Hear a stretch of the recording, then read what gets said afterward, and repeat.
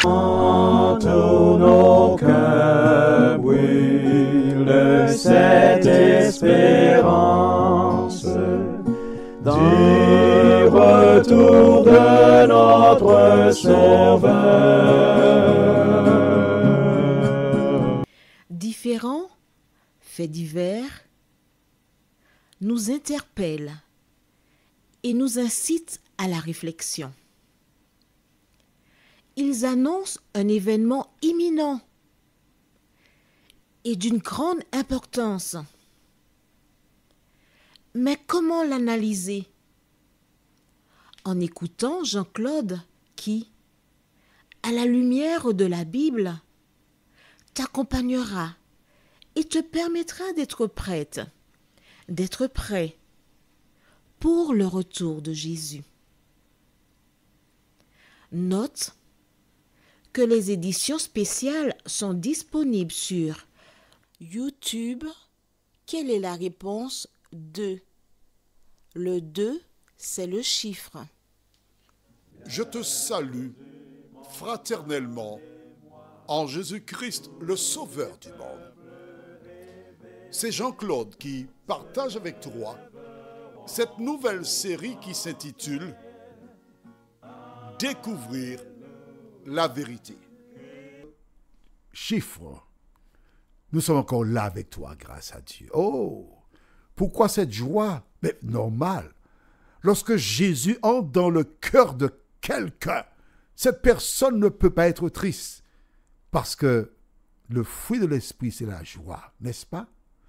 Nous avons vu, rappelle-toi, précédemment, on le fit sortir en hâte pour l'emmener devant Pharaon.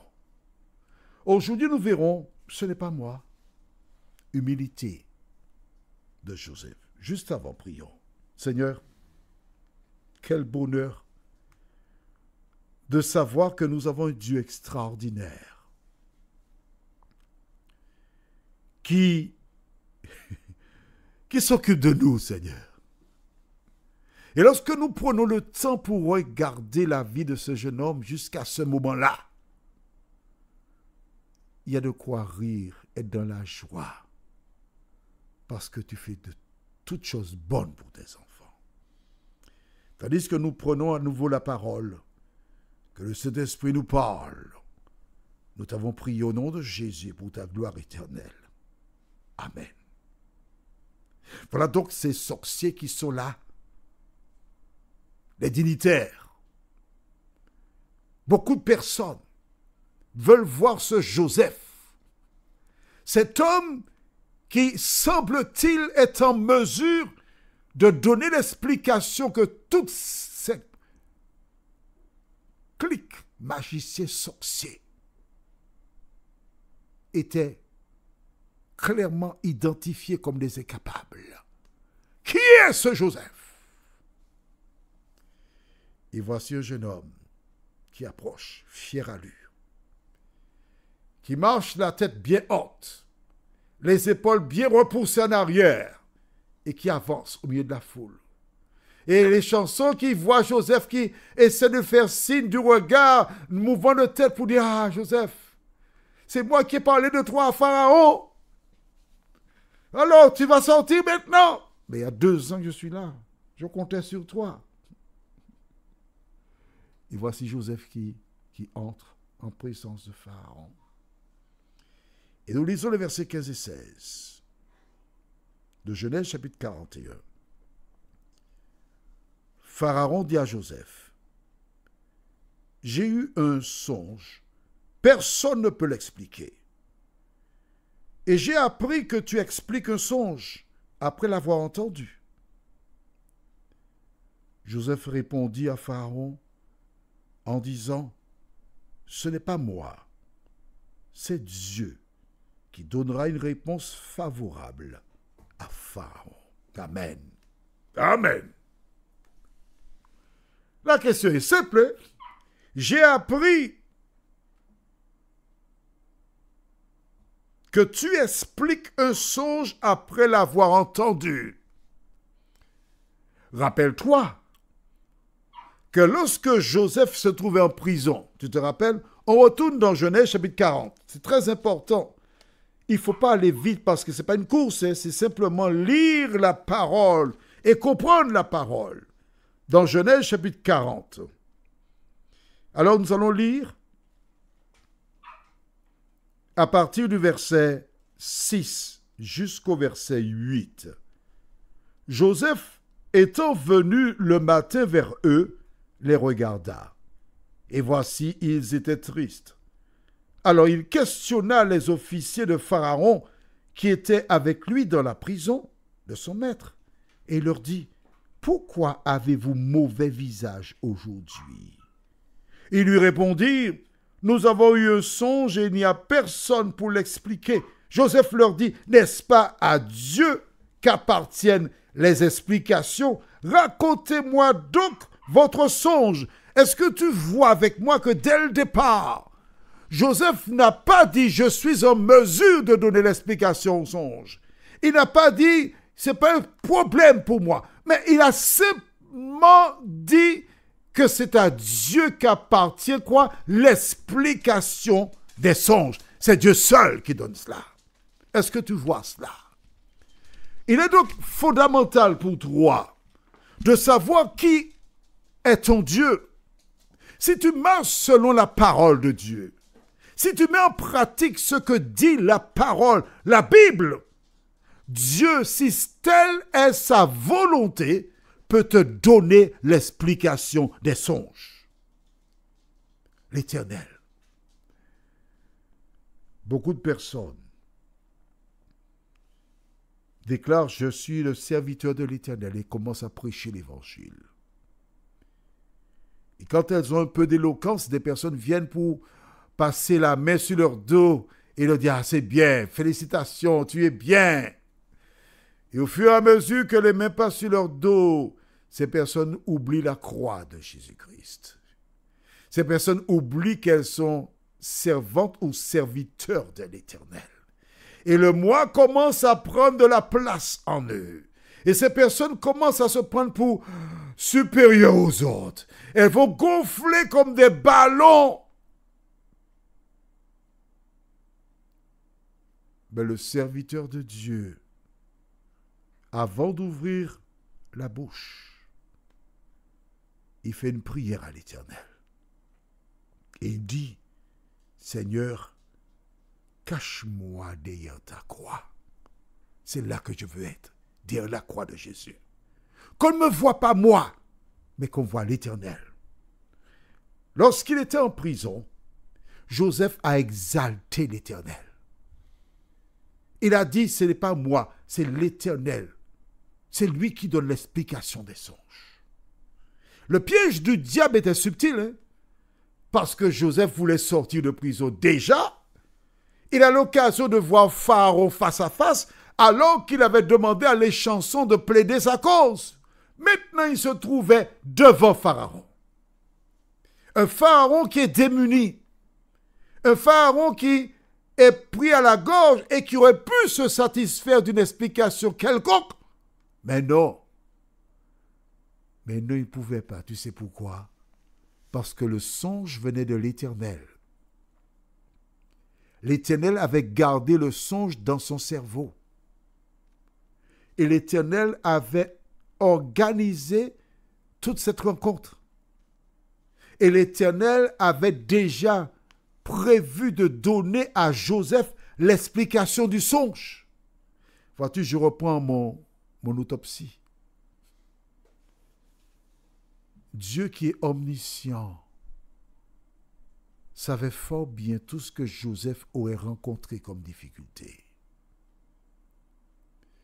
Et quand Joseph est entré dans un tunnel, tu sais, il y a une entrée, puis il fait noir à l'intérieur. Mais il y a une sortie. Joseph voulait sortir de prison. Mais qu'avait-il prévu? Que les chansons parlent de lui à Pharaon, qu'une enquête soit menée et qu'il soit en catimini. Mais Dieu avait un meilleur plan pour Joseph. Dieu voulait que Joseph vienne en présence de Pharaon, qu'il parle guidés par l'Esprit de Dieu, parce que l'Éternel avait un projet pour Joseph. Si tu connais le récit, alors tu ne peux être que d'accord avec moi. Et Joseph, homme de Dieu, il n'était pas aigri, car il y a beaucoup de personnes, lorsqu'elles passent par des épreuves, lorsqu'elles se trouvent en difficulté, lorsqu'elles souffrent, lorsqu'elles sont malheureuses, elles sont chimériques. Elles s'emportent pour un oui ou pour un non. Mais quand le Saint-Esprit habite dans le cœur de quelqu'un, cette personne, elle est calme, elle est posée, elle est pondérée. C'est ainsi que l'on est en mesure de faire la différence entre les ténèbres et la lumière. J'ai en mémoire une femme, Anne, qui était stérile. Et son époux avait une concubine, Pénina, qui faisait des enfants. Et Elkana, il aimait Anne, mais la pauvre, elle n'avait pas d'enfant. Alors un jour, Anne alla au temple. Elle se prosterna, elle pleura devant l'Éternel, elle priait. Et quand elle priait, elle bougeait les lèvres, on ne comprenait pas, on ne voyait pas ce qu'elle disait. Mais elle pleurait. Et voici le sacrificateur Élie qui était là, qui l'a vue. Une femme qui souffre déjà parce que ce a des enfants avec une autre femme. Les personnes de son village la regardent de la tête aux pieds, la méprisent parce que en ce temps-là, lorsqu'on est stérile, c'est à cause d'une malédiction. Et tout ce que l'homme trouve à dire à cette malheureuse, et quand vous êtes ivre, ne venez pas ici, hein?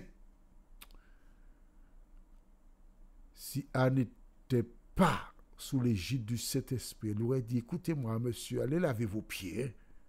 Je ne suis pas ivre, monsieur. Non. Mais elle dit, non, mon Seigneur, ne me prends pas pour une femme légère.